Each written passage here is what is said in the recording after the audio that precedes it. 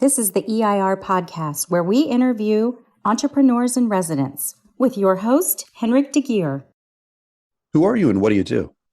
So my name is Gordon Jones, and I am the entrepreneur in residence for our startup incubator here in Augusta, as well as a serial entrepreneur myself with a couple of projects in healthcare around blockchain and cryptocurrency, as well as voice and facial recognition technology.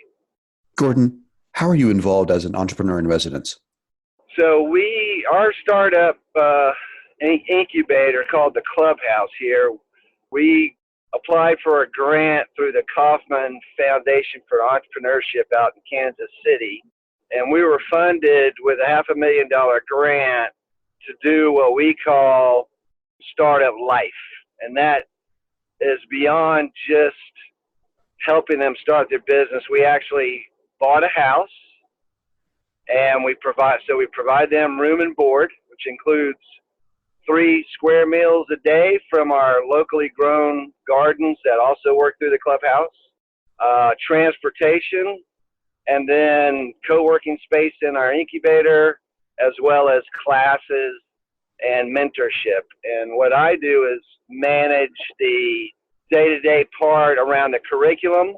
So what we're teaching them on a weekly basis, the mentors, and then their overall business staging.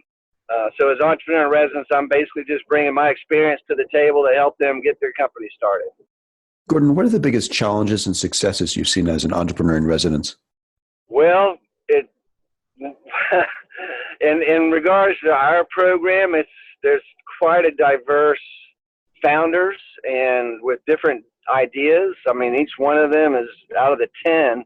So each of our cohorts has 10. So we're in our second cohort and in our second 10.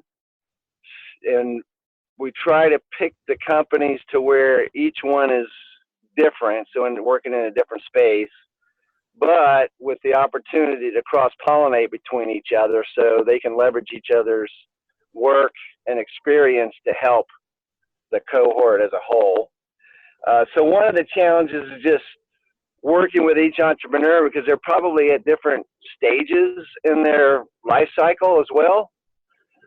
So one of the hard parts for me as an entrepreneur in residence is just helping them manage each stage as they scale through it, and keeping track of it all.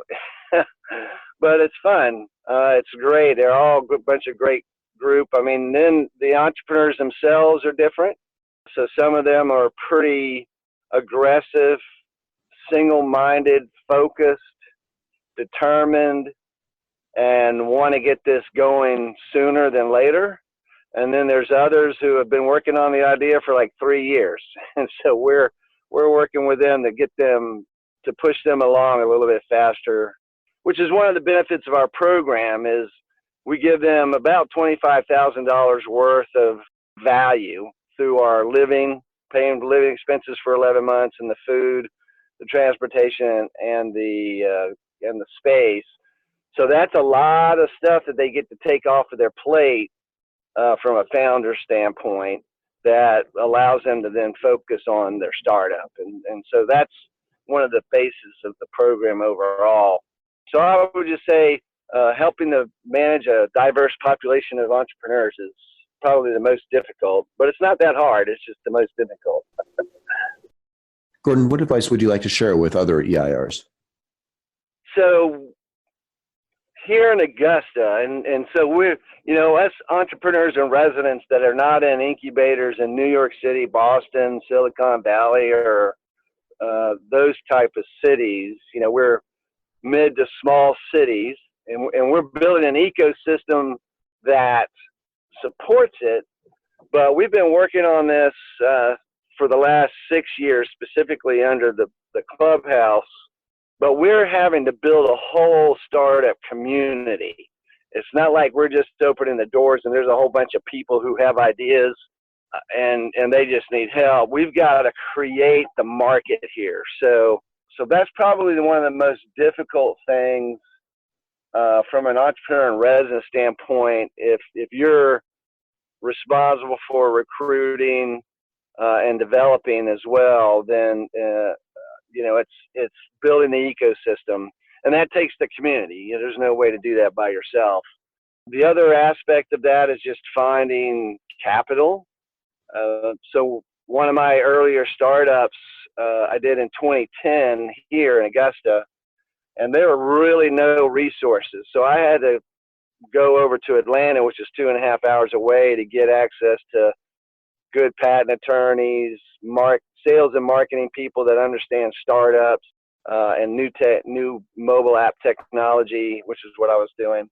And so I wanted to bring that back to Augusta, and found a couple of people that had the same mindset. And we started up the clubhouse in order to do that. And at the time, we really didn't have a need for an entrepreneur in residence until we actually had some true startups inside the clubhouse. So I would say, from an advice standpoint, is don't just be hyper focused on your startups, but be adamant about building a community so that you can bring the resources into your incubator or co-working space, whatever you call it, to support your startups.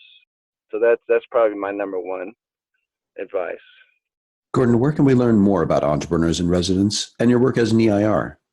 So we have a lot of great resources at the clubhouse, and our URL is theclubhou.se. So theclubhouse.se. And that talks about everything about that we're doing. We've got code boot camps. We have 1 million cups every month. We have access to some angel groups, and all that's discussed on. We also sponsor the Augusta TEDx, which we'll be having in the winter next year. So there, and then also I've got another site where I talk a lot about startups and technology under createyourself.com. And I've got a couple of courses there that are free and open now that talk about startups and things that you can do there, both as startups and also incubators. For more about this, visit EIRpodcast.com. Don't forget to please subscribe, rate, and review. Tune in next week for the next episode. Thanks for listening.